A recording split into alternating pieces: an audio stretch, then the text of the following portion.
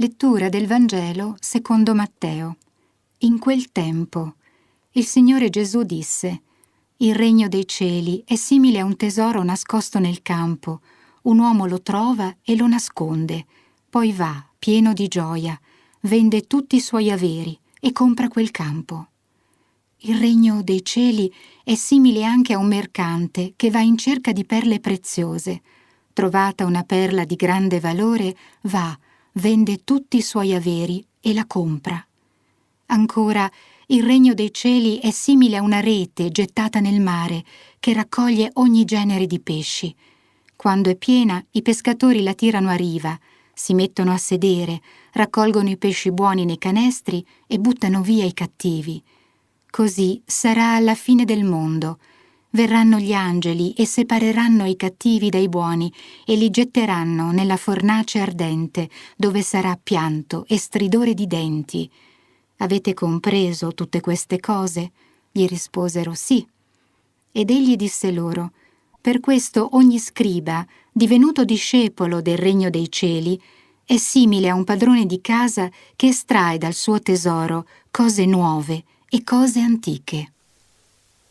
Pace e bene amici e ben ritrovati in questa settima domenica dopo il martirio di San Giovanni Battista, sempre secondo il rito ambrosiano. Il Vangelo odierno ci presenta 3 parabole che Gesù racconta per descrivere questo misterioso regno dei cieli. Nello stesso capitolo 13, Matteo raccoglie altre parabole che Gesù ha utilizzato per descrivere questo regno dei cieli. E uno si chiede: ma come mai sono tentativi che Gesù compie per illustrare questo regno, perché neppure lui sapeva bene come stavano le cose? Oppure questo regno così misterioso che richiede una fatica nella comprensione, proprio perché è grande, tutto ciò che è grande richiede impegno e fatica per riuscire a comprenderlo. Penso che sia il secondo caso, la seconda soluzione, quello che si adatta di più alla spiegazione del Vangelo odierno. Di fatto il regno dei cieli coincide con la persona di Gesù, coincide con la persona di Dio. Si parla di un essere infinito, eterno, che supera le barriere dello spazio e del tempo.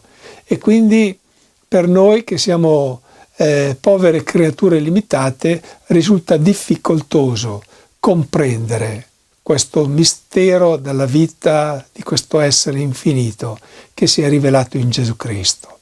Ma proprio perché lo si rivela, lo si vede, lo si intravede, questo Dio essere infinito in Gesù Cristo, rivestito di umanità, anche così facendo la difficoltà non è scomparsa. Comunque veniamo noi, il regno di Dio è simile a un tesoro nascosto, il regno di Dio è simile a una perla preziosa, il regno di Dio è simile al campo, il regno di Dio è simile ad una massaia che impasta il pane ma mette del lievito, un piccolo lievito, un qualche cosa di estremamente piccolo che però fa lievitare tutta la pasta. Quante volte abbiamo incontrato queste descrizioni del regno dei cieli? E allora, di fronte a questo tentativo da parte di Gesù Cristo, questo impegno da parte di Gesù Cristo di raccontarci, di dirci qualche cosa del suo mistero, noi non dobbiamo fuggire o disarmarci, perché per Dio vale la pena sacrificare qualcosa, dare spazio e tempo e utilizzare la nostra intelligenza per riuscire a penetrare dentro questo mistero così grande, che poi è definibile con una sola parola: amore. Infatti l'Evangelista Giovanni nella sua prima lettera dirà che Dio è amore e colui che rimane nell'amore rimane in Dio, Dio in lui. Ma questo regno di Dio, questo Dio proprio perché è amore, sottostà alle complicazioni relazionali, alle fatiche di capire l'amore, di intendersi sull'amore. È una fatica che comporta ogni relazione umana. Sono le complicazioni dell'amore che rendono ancora più affascinante l'amore stesso. Venendo a queste parabole, dicevamo che questo regno viene descritto attraverso un tesoro e una perla, quindi delle cose estremamente preziose, per le quali vale la pena vendere tutto per comprare quel campo dove si trova e ubicato il tesoro, e vale la pena vendere tutto per comprare quella perla preziosa che arricchisce la tua vita. Occorre una decisione e occorre un discernimento. È il messaggio della terza parabola di oggi.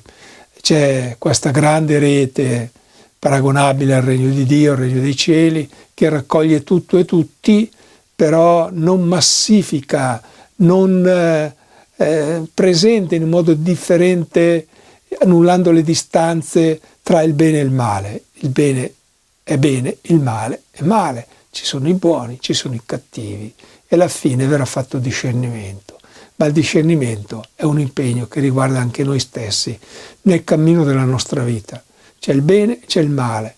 A noi discernere, a noi scegliere e decidere di intraprendere, di percorrere la via del bene, la via della salvezza, la via del regno, la via dell'amore.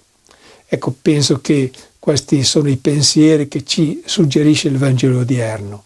Dobbiamo confrontarci con questa parola, non disarmare di fronte alla fatica di capire Dio, perché non lo si è mai capito e conosciuto abbastanza, ma dobbiamo soprattutto essere contenti e gioiosi di avere questo regno a nostra disposizione. Ce lo presenta Gesù Cristo come un qualche cosa di estremamente prezioso, più grande di tutto e di tutti. Abbracciamo questa possibilità che ci viene presentata da Gesù Cristo. Entriamo in questo regno, convertiamo la nostra vita, decidiamoci per Lui, per la gioia e non per la morte. Pace e bene amici, a risentirci alla prossima domenica.